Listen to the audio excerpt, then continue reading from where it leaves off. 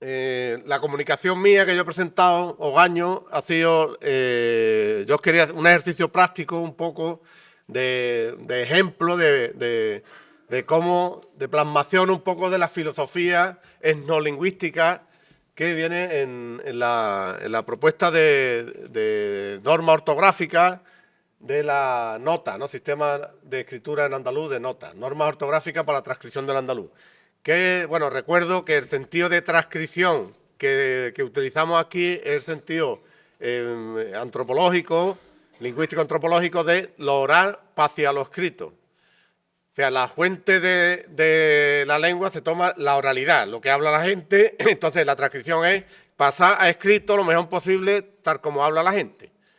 Entendemos, ¿no? Eso es el sentido de, porque hay otro significado, otra manera de entender transcripción, incluso de letras a letras, transliteraciones y demás, de gramáticas a gramáticas y todo esto, pero en este caso es desde lo oral a lo escrito. Entonces, bueno, ahí tenéis rápidamente la comunicación mía está escrita en el libro de actas, en el sistema este, nota, norma ortográfica para transcripción del andaluz, que como reza aquí en el subtítulo, a ver si lo puedo comentar. Bueno, el subtítulo de qué es esto de... Es un sitio web. Esto es la página donde se recoge un poco todo de los diversos autores que trabajamos en esto. Sitio web para conocimiento y difusión de cómo escribir en andaluz en sus diversas variedades. Y así también, pues yo algo de finol y sé. Bueno. Entonces, para que veáis el sentido, la filosofía de esta... de este sistema de escritura en andaluz es una plantilla ortográfica flexible que procura de abordarse a esa diversidad, a esas distintas variantes del andaluz que podamos tener en nuestros pueblos, comarcas, ciudades, etcétera, ¿no? Entonces, por eso lo veis aquí. Bueno, simplemente, bueno, aquí tenéis la serie de autores, la bienvenida, en qué consiste, bueno, ahí está todo más o menos en la página web. En que la filosofía del sistema este de escritura nota, ¿no? Vale. Y ahora yo creo que ya sí que podríamos, para no quitarle mucho tiempo, vamos a ver cómo sale. Esto no se ha hecho ningún ensayo preliminar ni nada. Esto está todo... Vamos sobre la marcha.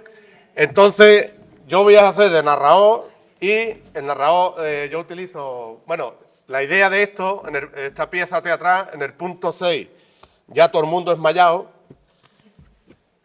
Bueno, lo que explico ahí en la nota al pie de... Bueno, la entrada, así un poco, esa nota al pie, es que, claro, estamos acostumbrados muchas veces, y sobre todo si lo lee gente, esto es una pieza teatral pensado para gente andaluza, en clave andaluza, y que no es un sainete de cachondeo, aunque es verdad que ya veréis que tiene algunos aspectos cómicos, pero no con una intencionalidad de hacer una pieza teatral cómica, sino que se trata de una serie de formas de hablar y ya veréis que está intentando reflejar en algunos casos un sector social de la cultura andaluza, del mundo andalófilo, andaloparlante, mejor dicho, que intenta, bueno, reflejar. Esto, claro, es una creación literaria mía. Entonces, lo que hay, la trama un poco de esta pieza teatral es que se trata de una asamblea general extraordinaria de una entidad que me he inventado yo, que es la Coordinadora Andaluza de Agroecología y Permacultura, que yo espero que no exista. Bueno, si existe, bueno, ya está, le estoy haciendo. Yo creo que no existe. La Coordinadora Andaluza de Agroecología y Permacultura. Entonces, hay una Asamblea General Extraordinaria que se convoca en el Ceulano, si lo conocéis, unas instalaciones que hay en el pueblo de Mollina, que está más o menos en el centro de Andalucía, en la comarca de Antequera, ¿no? Y allí la gente que participa en esta asamblea de la Coordinadora Andaluza son gente campesina y que proviene de esta forma agrícola moderna, de la agroecología, de la permacultura, pero que son gente campesina, proviene de ámbitos campesinos de distintas partes de Andalucía. Entonces era un poco jugar, forzar esa situación que no es tan extraña, gente que trabaja en otro, que briega en movimientos sociales, distintos colectivos a nivel andaluz, sabe que algunas veces se encuentra y gente que proviene de distintas partes de Andalucía, y ahí es donde se percata uno de esa diversidad interna del andaluz, a la misma vez de las cosas que tenemos en común. O sea, de la variabilidad, pero también de lo que hay en común, ¿no? Entonces, ese juego de para acá, para allá, ¿no? Y bueno, esa es la contextualización del tema, ¿no? Buenas tardes a todos. Bueno, primero que nada me gustaría agradeceros que os hayáis quedado a estas alturas, porque yo entiendo que esta sección es más tardía. Bueno, no sé si habréis visto el programa, yo lo que vengo a hablar es, bueno, he hecho unas traducciones de Catulo, ¿no?, el poeta latino, y lo que vengo a hacer es defender mi trabajo, ¿no? Bueno, como yo vengo trabajando, no sé si habréis visto mi recorrido y la página que ha proyectado Juan es donde está más o menos mi trabajo, yo vengo haciendo sobre todo lo que es la cuestión de la literatura andaluza, ¿no? En torno a una elaboración de un canon, si es posible, qué fuentes son los del canon, y bueno, voy a hacer un prólogo voy a leer un pequeño, muy breve prólogo para explicar esta situación y bueno, voy a matizar algunas cositas, ¿vale? Bueno, las traducciones literarias son un puente que conecta diferentes mundos lingüísticos y culturales, ofreciendo nuevas perspectivas sobre obras clásicas y contemporáneas. Es el caso de estas traducciones libres de 3 poemas de Catulo a la lengua andaluza. Nos adentramos en un viaje por la poesía antigua, ¿no?, a través del prisma del andaluz, ¿no? Ahora veréis por qué, porque yo al fin y al cabo la naturaleza del poema latino es muy diferente y ahora veréis que no es una traducción al uso. Ahora contextualizo un poquito el andaluz. El andaluz es una lengua, ¿no?, como hemos dicho constantemente, con su fonética, su gramática, su léxico, obviamente lo que hace lengua, ¿no?, propio. Y es un vehículo, como cualquier lengua, para expresar la identidad y la diversidad de su pueblo. Sin embargo, la creación de un canon literario andaluz es una empresa llena de desafíos en gran medida comparables a los que tuvo la literatura nacional española, ¿no? El canon que tenemos de Garcilaso, Calderón, esto vino a algún lado, en algún momento, sobre todo en el siglo XIX, se estableció este canon y obviamente nosotros ya estableceremos el nuestro. Si no nos matan a todos los de aquí, están aquí al lado. Si veis rifle, corre, ¿eh? Bueno, ¿qué es lo que ocurre con el andaluz, no? La española se consolida y se sigue consolidando en torno a una legitimación ideológica, que es muy importante. La ideología es lo que está detrás del canon en español, más allá porque ¿por qué estudiamos el canon griego, el canon latino y después el canon árabe, cuando aquí hemos estado 800 años de poesía exquisita que se estudia en Bagdad y nosotros no? Porque Ibn Hazm se ve que no tiene derecho a hacer estudiado, ¿no? Pero Catulo o Tíbulo o Propercio sí, ¿no? Es muy interesante. Vale, en la que las obras literarias se utilizan para construir y perpetuar una narrativa compartida de la historia, porque al fin y al cabo España, ya lo decía este geógrafo antiguo, ¿no?, que es una piel de toro con muchas montañas y cada uno somos nuestro padre y nuestra madre. Entonces, claramente hay que unificar por alguna manera, eso se ha hecho con la cultura, ¿no? Eso es como ahora en el siglo XIX, que yo que estoy ahí moviendo en Huelva, hay colones por todos lados, porque se ve que en cierto momento Colón interesó para vender la narrativa cuando el imperio se derrumbaba, y corregirme, pero a grandes rasgos. Y lo mismo con la pintura de historia, el arte se ve muy bien, pero en la literatura también ocurre. Vale, y sin embargo, su creación fue un proceso marcado por el analfabetismo de la época. Una de las grandes luchas fue el analfabetismo, que al fin y al cabo es equivalente a nuestro alfabetismo andaluz, que no escribimos ninguna, casi nadie, quitando aquí 4 frikis que somos, que utilizamos propuestas, la que sea, pero lo sabemos y sabemos leer, y eso no, somos analfabetos en andaluz generalmente. Y entonces eso, las propuestas es un problema, que no se conocen. Y entonces el andaluz sufre históricamente la falta de fórmulas de transcripción estandarizadas, lo que limita su desarrollo literario y su reconocimiento como una lengua válida para expresión artística. Eso es que no tenemos una lengua cultivada, porque al fin y al cabo no sé hasta qué punto podemos expresar la complejidad de un poema romano.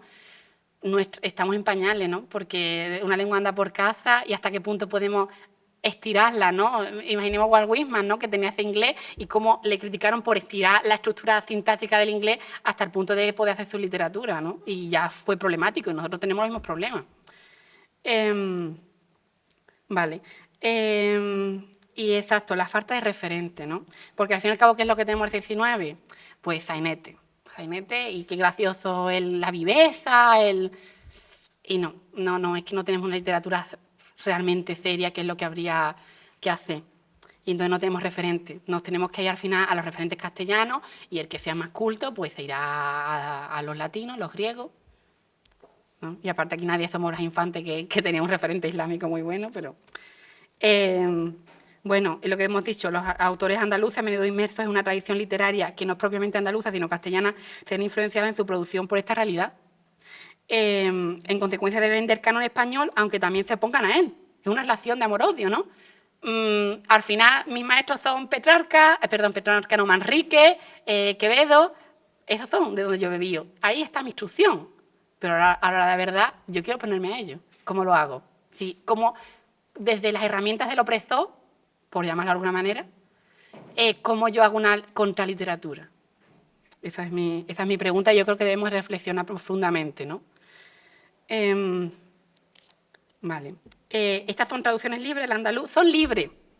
No me asesinen los de filología porque una traducción tiene una serie de metodologías muy complejas, pero aquí los hemos, básicamente lo que he hecho yo es por sintagma, más o menos hacer equivalentes semánticos, en lo que el habla popular sería un equivalente, pero no queramos malinterpretar toda la delicadeza del tema latino que contiene, aparte una literatura que era por cantidades.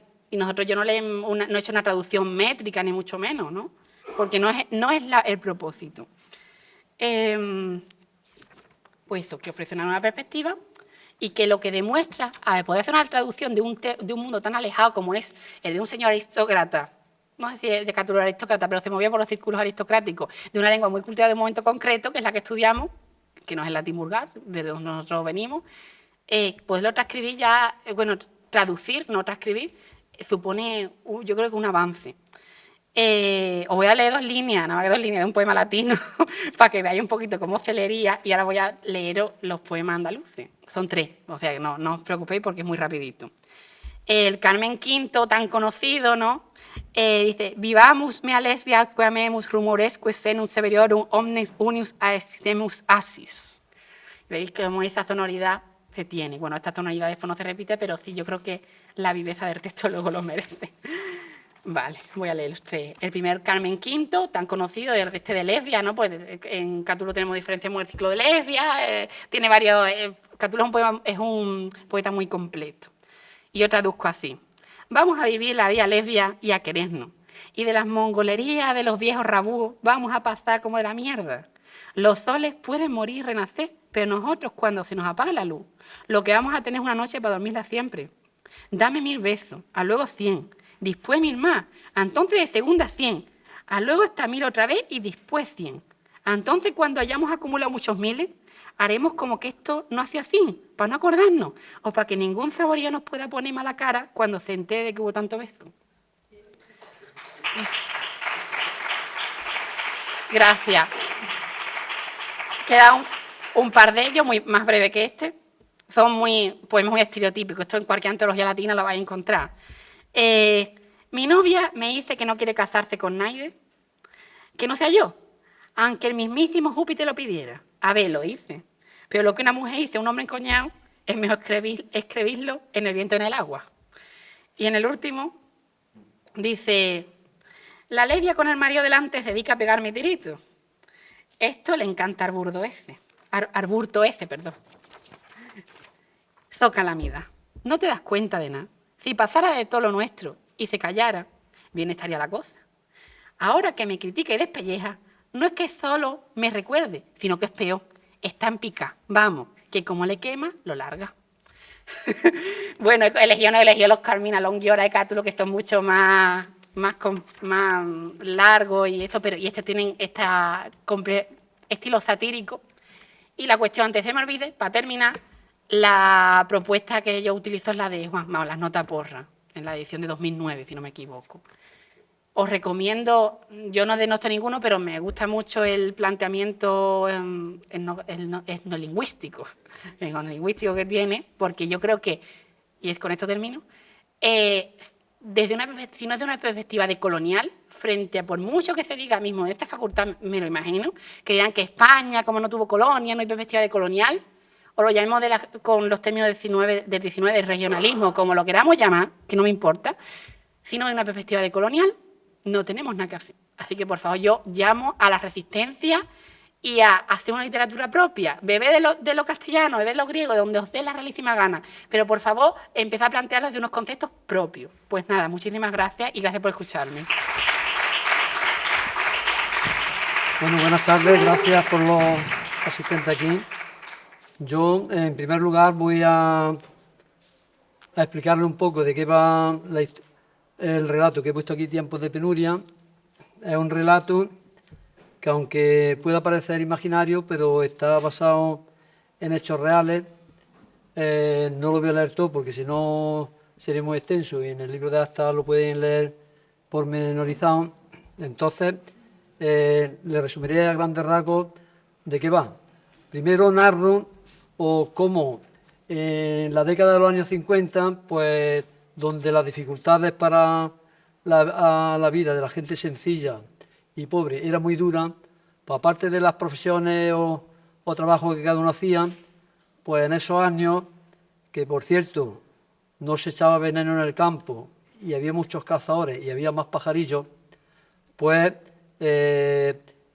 mucha gente en las frías y oscuras noches de invierno, pues se tiraba al campo o provistos de una linterna o de una antorcha y una palmeta fuerte de madera, y la caza consistía en que uno iba deslumbrando a los pájaros que estaban en las ramas bajas y el otro le pegaba el palmetazo y a continuación lo cogían los pajarillos y el zurrón.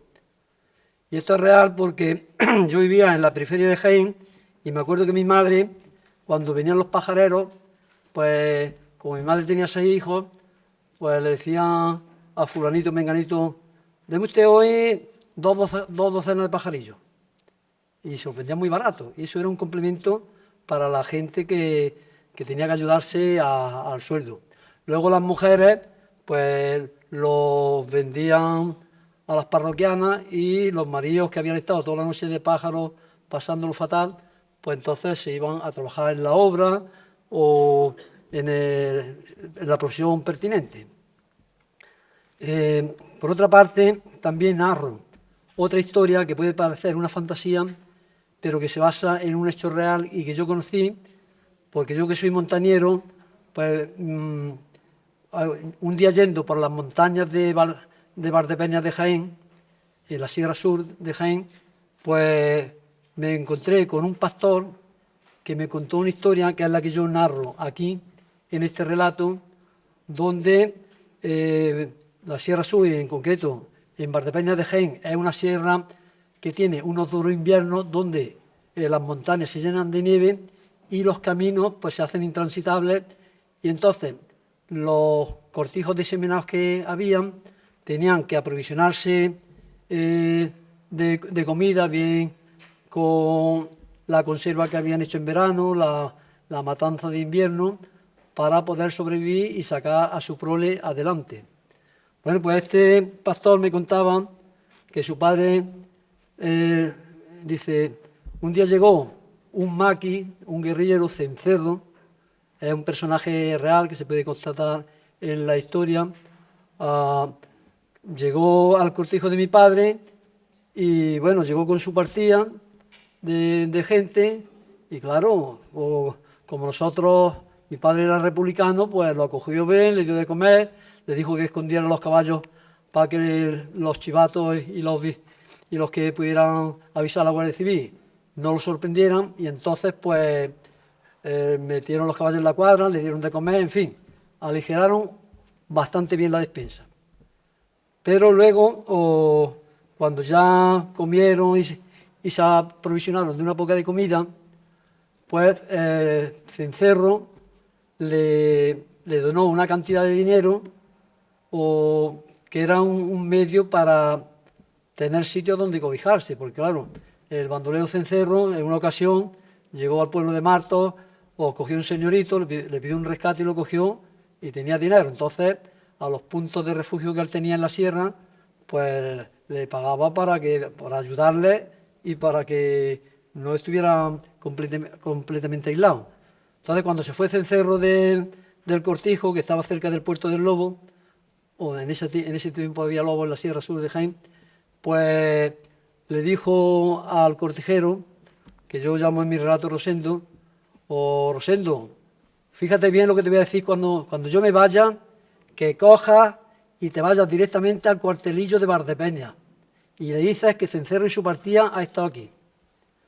Dice, porque es la mejor forma que tengo de protegerte, porque nos puede haber visto algún chivato en la altura de algún monte y entonces no hay quien te libre. Entonces el cortijero fue, delató a Cencerro, como le había dicho el mismo Cencerro, en la Guardia Civil, y entonces inmediatamente el comandante o sargento de Valdepeñas mandó a 6 guardias civiles a apostarse en el cortijo por si volvía a Cencerro, pues prenderlo vivo o muerto. Claro, una de las cosas que le dijo uno de los cabos que mandó, bueno, ¿y cuánto tiempo vamos a estar allí? Y nos llevamos comida y claro, el comandante, el sargento de Valdepeñas dijo, no, si nosotros protegemos a la gente, pues el cortijero que os dé de comer. Entonces me contaba el hijo de este cortijero, el pastor, dice, mi padre me decía, vaya suerte que tuvimos. Primero llegó Cencerro con su partida y nos aligeró la despensa. Y después los guardias civiles, 6 guardias civiles que se apostaron allí 6 días, terminaron de cercenar todas las reservas que tenían para pasar el duro invierno. Y luego remato la historia con un tema de la albañilería antigua, porque yo soy el hijo de un maestro albañil, y la albañilería antigua, cuando se demolían las casas viejas, se recalzaban, pues hay una historia también muy concretas, ¿no? Entonces ya solamente como un ejemplo voy a leer el final del texto, a ver si lo veo. Eso, para que tengan una idea y ya leeré el poema. Dice, pero antes de sentarse a la mesa, José cerró todos los postigos de la ventana y se aseguró que la puerta de la calle estaba bien atrancada. Se dirigió entonces a una radio chica que estaba sobre una pequeña repisa colocada en una pared, la enchufó y a medida que se calentaba, escuchó una voz diferente a la de otros días. Transmite Radio España Independiente, estación Pirenaica. El padre, dirigiéndose a su familia, comentó, esta emisora la dirige el Partido Comunista de España en el exilio. De cuanto oigáis, Sitón, de esto no se habla a nadie, ni a vuestros mejores amigos, que nunca se sabe quién nos puede delatar. Así que ya sabéis, oír, ver y callar. Corría la década de 1950, años que recuerdo con nostalgia por el amparo y cariño que me daba mi familia y cuyas penurias vivía por la dura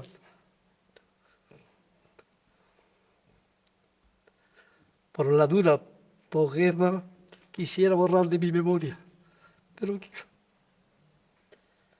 pero que ninguno la olvidamos.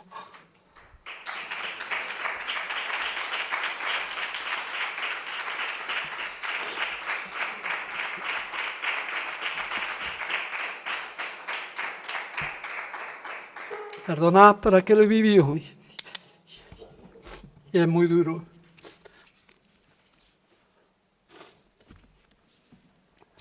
Bueno, ahora, gracias.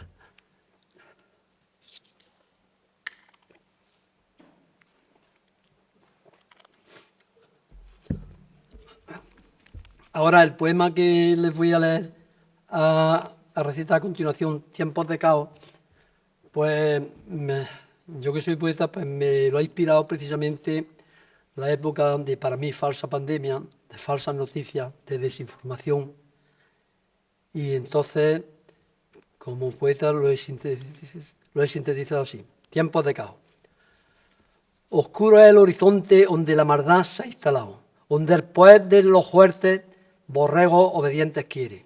Se mató la porfía pública, la libertad se recorta y la democracia es quimera con una juventud adormecida. Las grandes corporaciones dictan la ley a los gobiernos, títeres de la dictadura mundial, entidad sin armas que nos esclaviza. ¿Dónde están las iglesias para despertar los espíritus de todos los seres humanos? Para que puedan defender su libertad. Vivimos tiempos de caos, donde se divide a los humanos y la familia ya no es sagrada, ni la ética o la moral existe. Hubo un tiempo de avance para dignificar a las personas y darle bienestar en su vida, después de siglos en las cavernas. Nos creímos dueños de la tierra al superar el vuelo de los pájaros y con las máquinas todo lo arrollamos, destrozando la naturaleza. La ciencia quiso ser Dios, la tecnología invadió nuestra vida, controlando nuestro tiempo y espiando nuestra esencia íntima. Metiendo miedo a la gente, los dictadores mundiales a los humanos tienen en su raíz, con el cerebro narcotizado. Pobres esclavos transhumanos, que ha programado la tecnología, borregos de los multimillonarios que se han sumido en las tinieblas. ¿Quién sentirá ahora el aire que murmulleando acaricia las hojas de los árboles del bosque? ¿O el agua que baja por el torrente? ¿Cuántos humanos podrán disfrutar de la belleza del sol cuando se pone? ¿O sentir el sonido del agua pura de los ríos al escalar una salvaje montaña? ¿Dónde están los sindicatos que decían defender al hombre? ¿O los gobiernos que se venden al totalitarismo mundial que nos oprime? El mal alcanza hasta los niños, amenazándose su salud sin piedad. El futuro humano está en peligro por la codicia de algunos seres sin espíritu. La fuerza de la luz ya iluminan a millones de humanos que señalan cuáles son los perversos enemigos y usando darán la vía por la libertad. El amor, la bondad, la solidaridad invencibles son al hacerse una piña. El capitalismo monstruoso es letal y por sus contradicciones aniquilado será. En todo el mundo las personas buenas, unidas por el amor, se comunican, rompiendo la desinformación de los gobiernos, ven la luz, venciendo la siniestra oscuridad. Ni ideología, ni religiones, ni el capital tienen que gobernar ni tener poder jamás. Queremos los humanos de verdad y respetar la naturaleza, nada más. Gracias.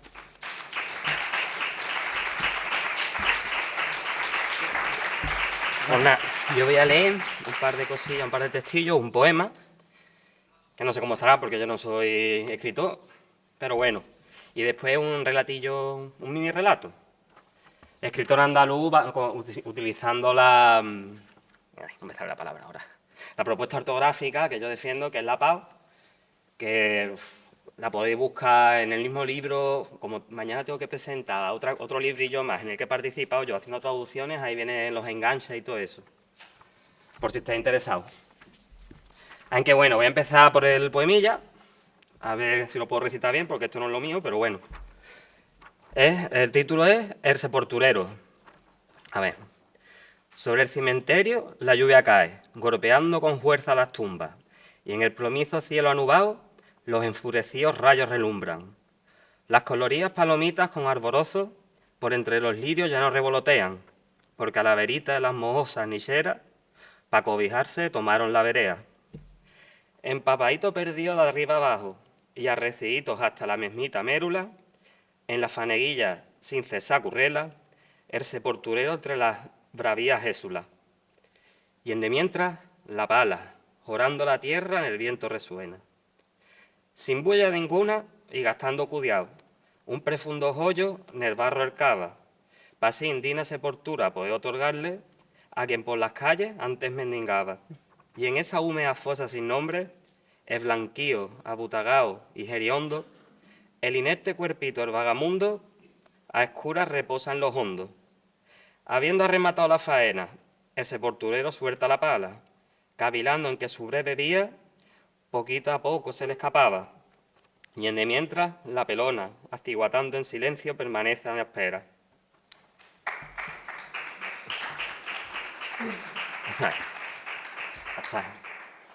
Y este es un mini relato, cortillo.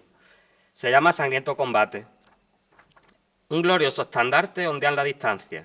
Cienes de flechas sobrevuelan el campo de batalla. Pesados armajeneques revolean piedras sin cesar. La vasta artillería retruenan de lo alto la loma. Diestros jinetes cabalgan en dirección a la briega. y decididos soldados pelean hasta el final. Pero conforme pasan las horas, los cuerpos sin vida se empiezan a amontonar, los unos sobre los otros, con sus entrañas por la tierra esparramadas. Y pienso, ¿qué sentido tiene combatir? No hay manera de que podamos vivir en paz. Man que de nada me sirve rumiarlo, por nada más soy un guerrero y nada puedo arterear. Así que yo, una vez que de mi mente aquellos pensamientos espantados, firmemente empuño mi espada, con el escudo de madera, las letales saetas del enemigo bloqueo, y, como si de la mismísima pelona se tratara, implacable avance a la liza para las vías de mis adversarios comenzar a llegar.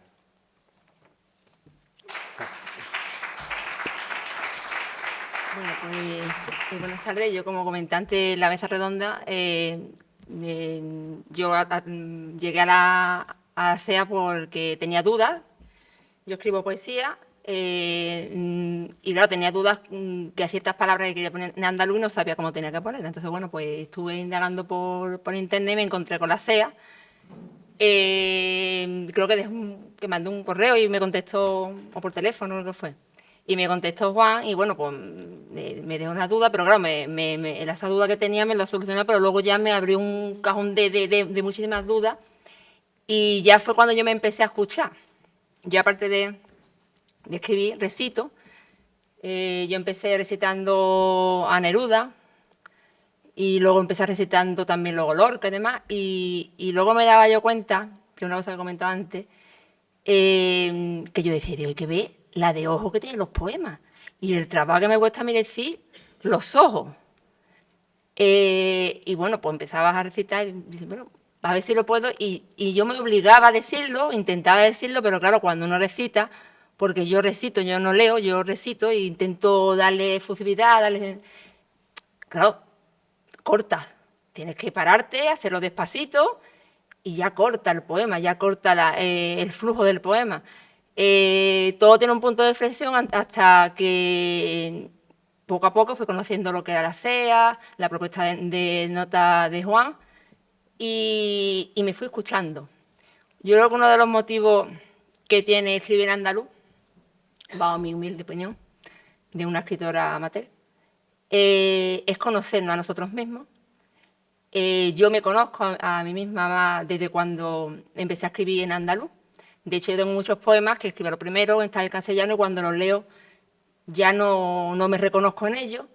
Es una evolución como lo puede pasar cualquier persona que escribe, pero en el tema de la poesía es todavía mucho más. Sabemos que hay una evolución, pero en este caso una evolución de autoconocimiento.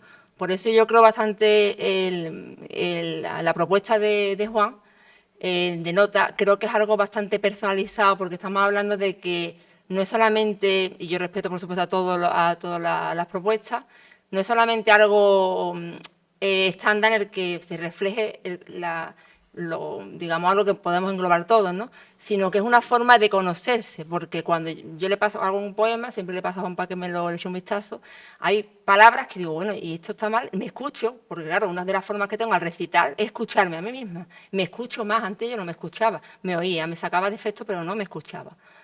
Y entonces cuando me di cuenta, digo, pero ¿y esto cómo no lo he puesto? ¿Me puedo escuchar? Digo, pues verdad lo que dice Juan, llevas razón. Y es verdad porque es así, es como yo lo digo. Entonces, el valor que más yo pongo en escribir en andaluz es por eso, porque lo auténtico, como decía anteriormente, es lo que nos hemos escuchado de pequeños en nuestra casa, nuestros padres, nuestros abuelos, es lo que somos. Y si hablamos de la poesía es algo que sale de dentro, de sitios donde no sabemos dónde está, pero que sale. Y si hay algo más auténtico para alguien que escribe poesía, es decir la verdad y nada más que la verdad. Y la verdad para alguien que escribe poesía, que es de Sevilla, yo soy de Dos Hermanas, es escribirlo como uno lo siente. Pero no te das cuenta de que lo sientes, pero no lo transmite con la misma verdad que es como lo vive. Uno lo vive de una forma emocional, visceral, como somos los andaluces. Yo siempre digo que es un lenguaje de sentimiento porque nos expresamos con la voz, pero la voz nos llega hacia arriba y hacia abajo y hacia las manos. Nuestro lenguaje es todo. Y no solamente un lenguaje fonético, corporal, es la conjunción de todos esos lenguajes. Y la poesía, pues como yo pienso y cada vez lo sé más, y siempre se lo digo a Juan, digo, los poemas en este libro que yo he escrito, que es un libro de aprendizaje de mí mismo, como cualquier libro de poesía, de autoconocimiento, pero además de autoconocimiento de unas raíces mías que yo no sabía que teníamos, que es una de las cosas que se aprende, como he dicho, cuando uno escribe en andaluz. Los 4 poemas que están escritos en notas son la mayor verdad que hay en este libro. Esos 4 poemas están escritos de forma intuitiva, como yo empecé a escribir, y era un poco cómo pongo esto, aquí pongo un acento, aquí pongo esto, lo otro. Y esos mismos 4 poemas se los di a Juan. Juan me escuchó, como yo lo hablo, y me lo transcribió. Porque estos 4 poemas están escritos por Juan, están transcritos en nota por Juan.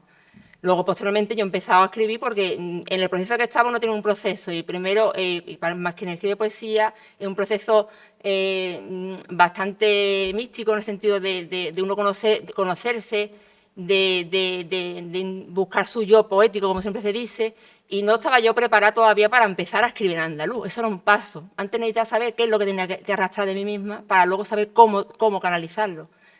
Yo siento hoy día que la forma de escribir en andaluz es la que me representa lo que digo, lo que siento, que al fin y al cabo es la misma cosa cuando lo escribo en andaluz. Y no me voy a enrollar más porque yo hablo mucho. Pero bueno, me parecía decirlo porque digo, yo soy nuevamente de cuando voy a recitar, porque soy así, yo voy y muchas veces no digo ni mi nombre ni de dónde vengo, sino voy, suelto y ya me voy. Y luego me preguntan, ¿y de dónde viene? Hace poco estuve, ¿y de dónde viene? Digo, de 2 hermanas, digo, porque pienso que la poesía debe de estar por encima del poeta, pienso en mi sentimiento, pero bueno, como a lo mejor quizás aquí estamos hablando que las palabras y los escritos,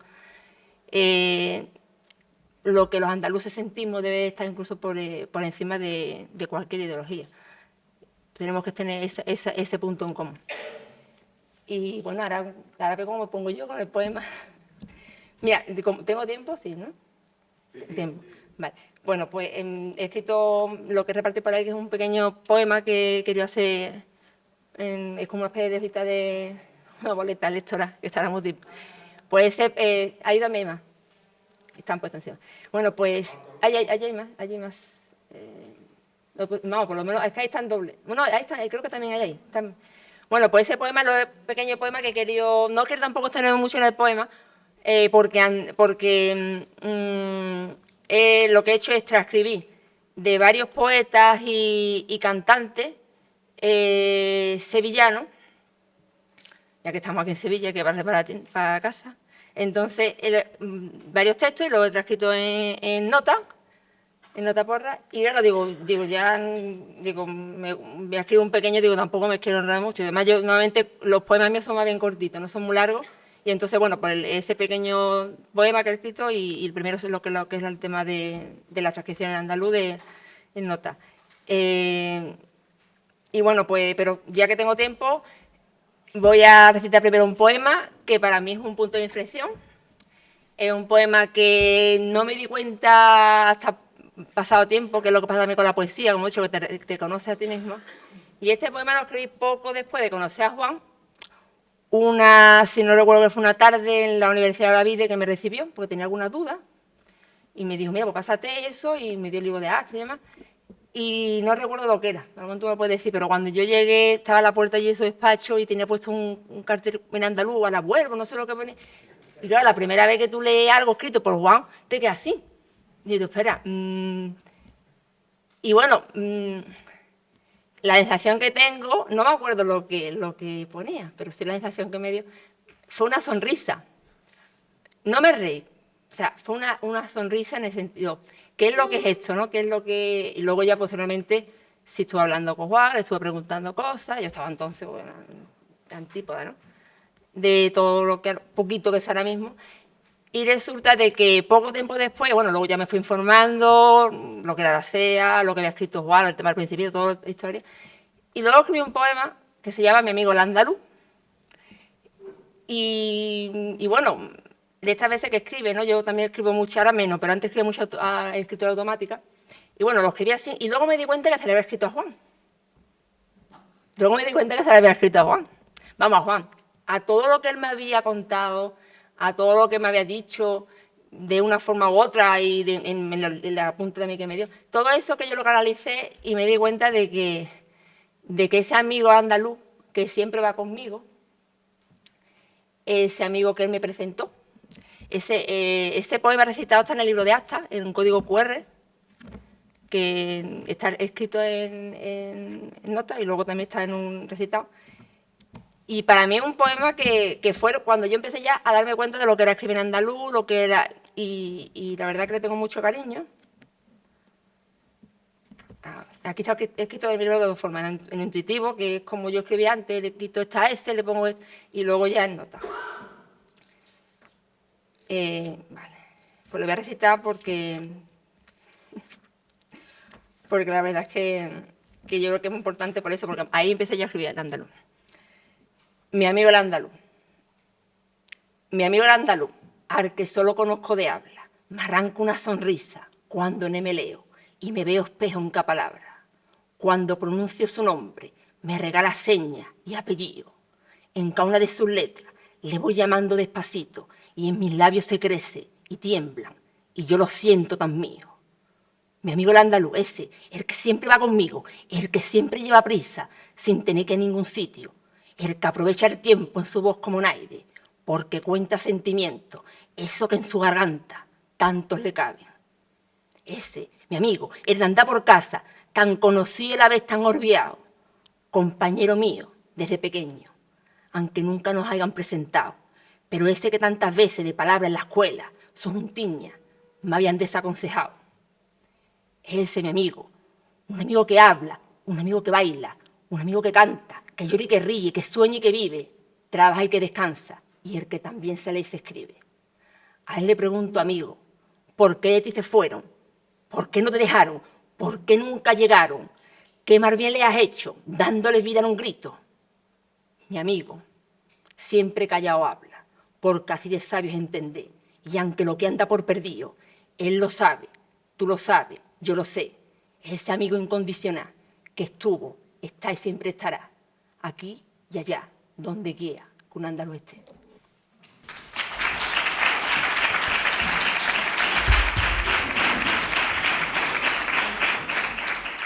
Volverán las oscuras golondrinas en su barcón, sus nidos a colgar, y otra vez con heladas sus cristales, jugando llamarán.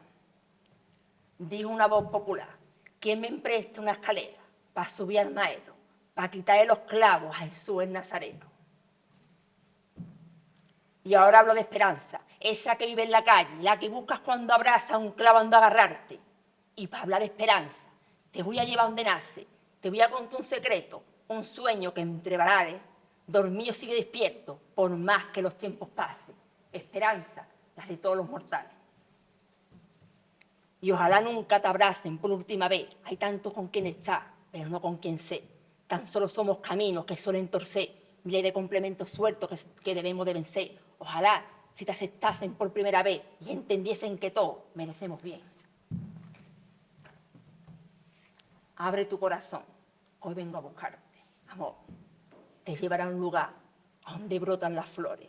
Amor, sé de un lugar, sé de un lugar para ti. Sevilla, tan sonriente, yo me lleno de alegría cuando hablo con su gente. Sevilla enamora al cielo para vestirlo de azul. Hasta el sol duerme en Triana y la luna en Santa Cruz. Y tu mirar se me clavan los ojos como una espada. Se me clavan los ojos como una espada. Se me clavan los ojos como una espada. Dime si has mentido alguna vez y dime si cuando lo hiciste sentiste vergüenza de ser un embustero. Dime. Estas letras, estos versos de estos autores, de estos poetas, se soñaron en andaluz, se sintieron en andaluz, se crearon, se parieron en andaluz, se cantan y se dicen en andaluz, aunque nunca se leerán como se vive, porque nunca en andaluz se escribe.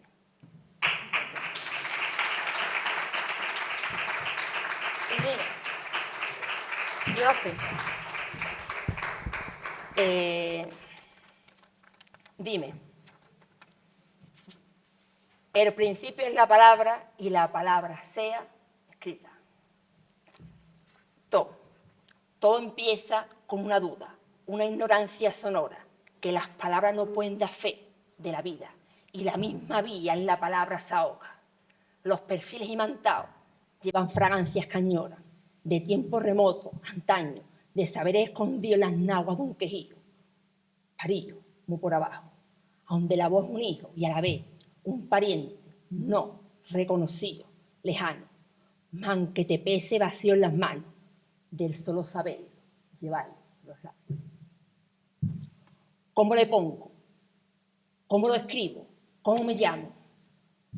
Sevilla, que esta sea tu generación, la generación del 24, esa que ame con la voluntad de eso que haga, esa que escriba con la verdad, esa que diga, Andalucía, llámate, dime, siento como hablo y escribo como siento. Tú lo puedes decir, yo no me miento. Gracias.